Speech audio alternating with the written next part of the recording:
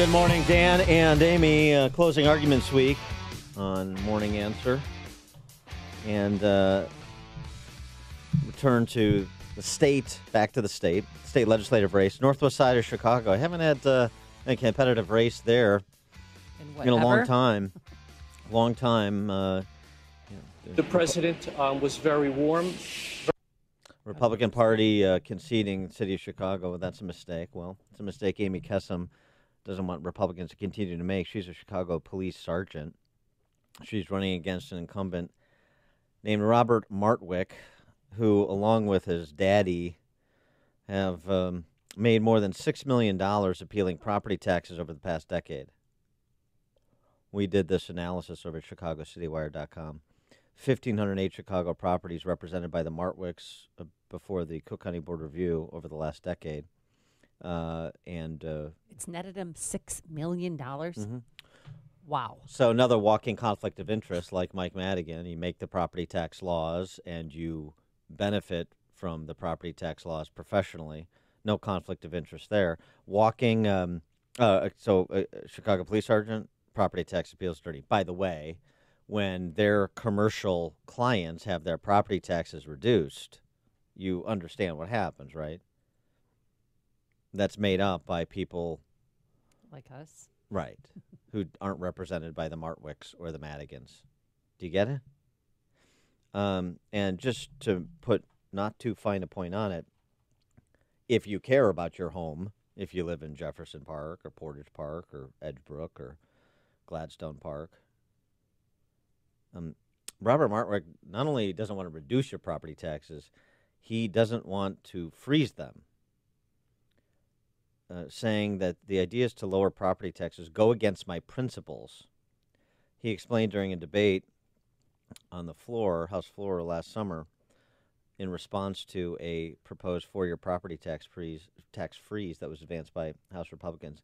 This is a bad idea. I hate this idea. So, I mean, there's not a lot of guesswork here.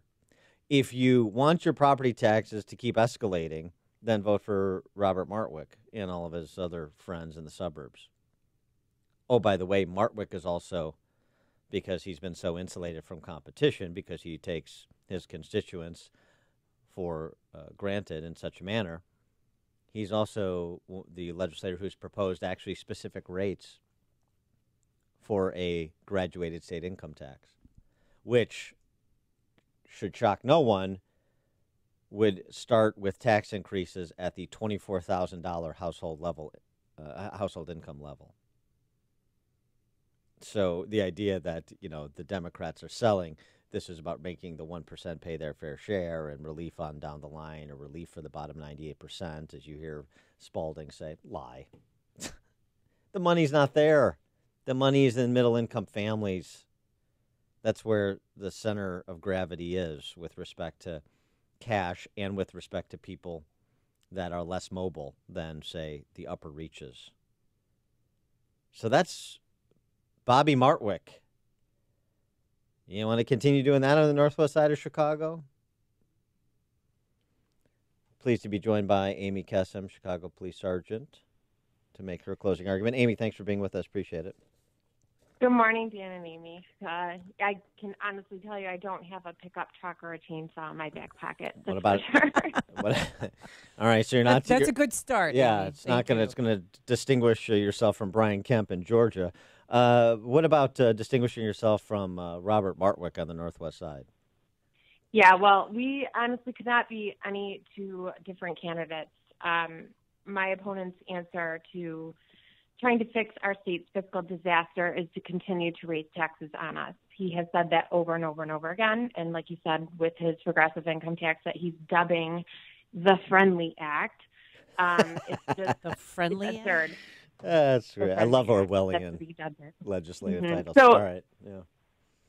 The interesting part about all of this is that when I was in my editorial board interview with the Sun-Times, he sat next to me, and the words came out of his mouth that the people he's talking to are literally spending their last dollar to put shoes on their kids' feet. And I just turned to him and I looked at him. I said, that is exactly true. So where in the world do you think that they are going to get another one to have their income taxes raised.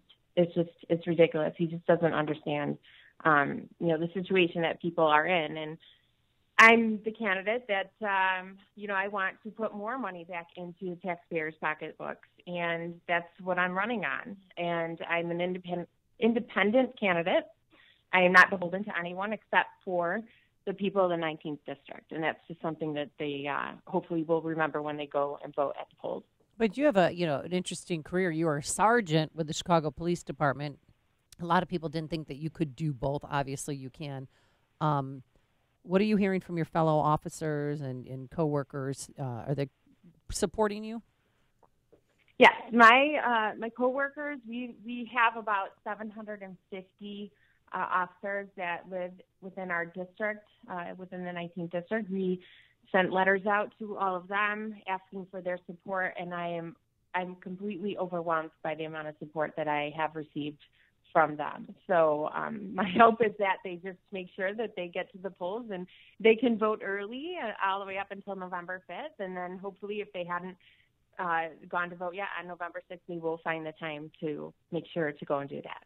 One of the things that you say in terms of marketing your candidacy is that you're a pro-union Republican. Explain what you mean by that. Sure. I believe in collective bargaining rights. I myself have been in situations where I have relied on my union to represent me. Nothing major, just minor things that have happened throughout my career, and that is why I believe in collective bargaining rights. However, there are certain things that I believe in. I don't want my union dues being used for political rhetoric. Like, for instance, the example that I use when I speak to my union members, I say, would you be okay with your union dues going to support a group like Black Lives Matter? And I get an overwhelmingly answer is no. So that's just kind of how I explain where I stand on the union issue. When it comes to the northwest side of the city and the neighborhoods that I mentioned that comprise, at least in part, your district, what's the most difficult challenge? It would seem to me that one of the challenges, at least, is you're presenting something new. You haven't had really Republican representation or Republican offer of representation in a long time there. And so people get accustomed to just kind of doing things the way they've always done them, maybe not fully recognizing the choice before them. And I wonder how much of just kind of penetrating the cultural dynamic of voting for Democrats up and down the ballot in your district is a challenge. Sure. Well, I grew up on the south side of Chicago, and for people who don't know, I grew up as a Democrat. When I turned 18, the precinct captain came and knocked on my door, registered me to vote, and I voted accordingly. It wasn't until I was older and I started really looking at the issues and where I stood on these issues that I realized, especially, when it comes to fiscal issues and fiscal responsibility, that I considered myself to be more of a center-right candidate, and that's why I chose to run as a Republican. Unfortunately, there still are individuals that absolutely refuse to look at the candidate, and they'll go to the poll and they'll pull that ballot specifically for whoever the Democratic candidate is. But from what I'm seeing, and when I'm talking to the voters and I'm knocking on the doors and I'm standing out in front of the polling locations, and a huge number of these individuals are now looking at this issue, and they are, you've heard of this walkaway project, this hashtag walkaway project, and I am seeing a lot of that going on in this district, and people are starting to wake up and realize that the Democratic Party is not the party of our mothers and our fathers. It does not have the same values, and it's moving in a direction that the people here on the northwest side of Chicago are not comfortable with and not happy with, and that's why they're casting their vote for me. And it's so sad because your opponent's supporters, I presume, are the ones that have been tagging up your campaign signs and spray painting them? Yeah, that was really an unfortunate situation in my neighborhood, including the sign that was in my own front house. They tagged it with the letters KKK. And that's nice. it's very appalling, number one. And if they think for a second that doing something like that is going to intimidate us and stop us from going and voting, or my supporters from going to vote for me, they have another thing coming, because all that is going to do is just light a fire out underneath them to make sure that they go out and they vote for me. Now, I wanted to hear your version of this story that I've heard from Ammie Jacobson about how you came to her rescue when she was a victim of a crime. Yeah, what year was that? Do you remember, Amy? Gosh, that was a long time ago. I want to say that's got to be about maybe 8 or 9 years ago. So Did somebody try and steal her minivan, or what happened? No, it was my wallet. I was walking with Peyton and Eli, and they were very little. I think they were 3 and 4 at the time. And this guy came up to me and grabbed my wallet from inside the stroller. I mean, how in broad daylight it was. And you're like, "Excuse me, there's nothing in there, sir. Put it back." You're like, "Look, Ron Majors, I said I would buy lunch. You don't have to steal my."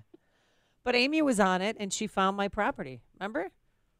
Yeah, it was. You know what? It was kind of textbook, actually, how things work with the police department. And then, finding the offender and going through, a true lineup, which was actually the first lineup that I had actually been part of, or saw how they did all that. So that was kind of interesting to me to see how that all worked. Yeah. All right. Great. But I'm glad that you got your property back. And I'm mostly glad that nobody was hurt. You always know.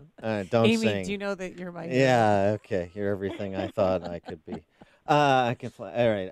Ammie Kessem, so on Tuesday, for voters on the northwest side of the city, frame the choice for them. If you want this, you get Ammie Kessem, or you vote for Ammie Kessem. If you want that, you continue to vote for Bobby Martwick. Sure. Like I said at the beginning, we could not be any more different as far as candidates go.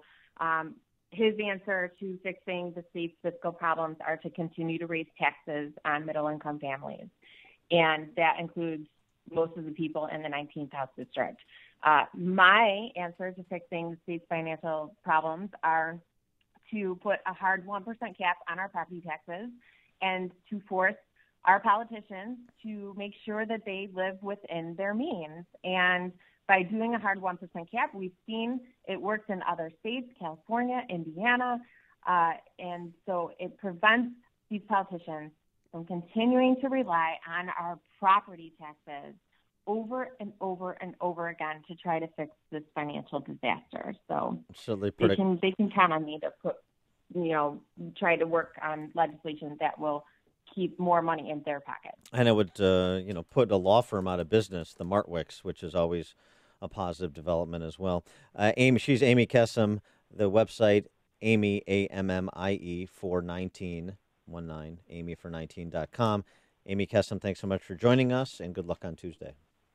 Thank you so much, guys. Have a great day. You too. And she joined us on our turnkey.pro answer line.